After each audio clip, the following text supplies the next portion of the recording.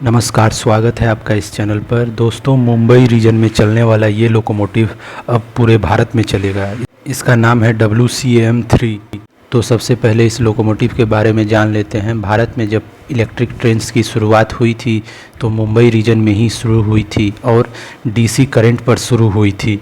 तो उस time 2 electric engines Bharat में इंपोर्ट किए गए। पहला WCG फ्रेट मालगाड़ियों के लिए, WCP पैसेंजर ट्रेनों के लिए। लेकिन उस टाइम पैसेंजर ट्रेनों की लंबाई और संख्या कम थी, तो रेलवे बहुत ज़्यादा इंजन्स न बनाकर मिक्स्ड टाइप के इंजन्स यानी पैसेंजर और मालगाड़ी दोनों को खींचने की अच्छी ताकत हो ऐसा लोकोमोटिव लाने का प्लान बनाया और चितरंजन लोकोमोटिव्स के द्वारा WCAM लोकोमोटिव को डेवलप किया गया और इसे AC और DC दोनों ही करंट पर चलने वाला बनाया गया। यानी एक पेंटोग्राफ से AC करंट तो दूसरे पेंटोग्राफ से DC करंट, क्योंकि उस वक्त AC करंट की टेक्नोलॉजी भी डेवलप हो चुकी थी, जिसके कारण रेलवे का इलेक्ट्रिफिकेशन पूरे भारत में AC करंट पर किया गया और DC करंट तो मुंबई रीजन में हो चुका था तो उसे कुछ समय के लिए रहने दिया गया।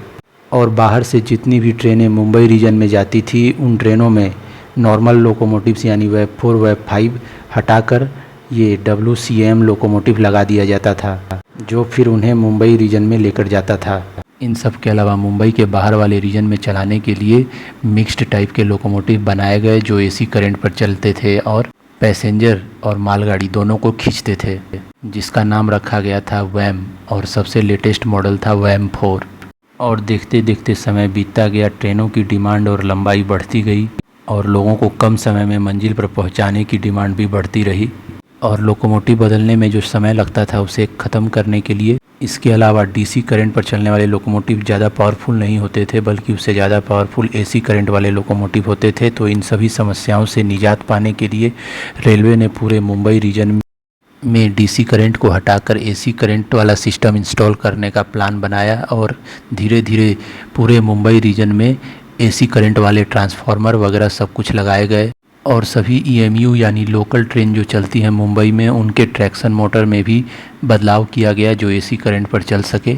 और ये सारा काम 2017 से 2020 के अंदर कर लिया गया।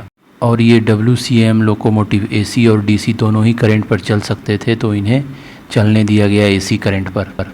और बाकी ट्रेनें जो मुंबई रीजन के बाहर से आती थी उनमें भी लोकोमोटिव बदलने की समस्या से छुटकारा मिल गया और ट्रेनों की स्पीड और फ्रीक्वेंसी यानी संख्या भी बढ़ गई AC करंट का सिस्टम इंस्टॉल होने से। और इन सभी लोकोमोटिव्स का मेंटेनेंस वहाँ के कल्याण या फिर पुणे शेड में होता है। तो जिन लोकोमोटिव्स की लाइफ अच्छी खासी बची हुई है उन्हें WAG-7 लोकोमोटिव बनाकर चलाया जा रहा है और जिनकी लाइफ कम बची हुई है उन्हें बैंकर्स लोकोमोटिव के रूप में यूज किया जा रहा है घाट सेक्शन में, यानी ट्रेनों के पीछे लगाकर उन्हें धक्का देने का काम किया जा रहा है। और इस लोकोमोटिव के ज़्यादातर unit Bharat heavy electricals limited Bhilai के द्वारा बनाए गए हैं। और ये देखिए WCAM से WAG-7 में बदला हुआ लोकोमोटिव आज मेरे गढ़वा रोड जंक्शन में देखने को मिला। तो ये लोकोमोटिव अब आपको पूरे भारत में देखने को मिलेंगे, क्योंकि इनके इंटरनल पार्ट्स में बदलाव करके इन्हें WAG-7 लोकोमोटिव में कन्वर्ट किया जा रहा है। देखने के लिए धन्यवाद। कृपया सब्सक्राइब कर लें।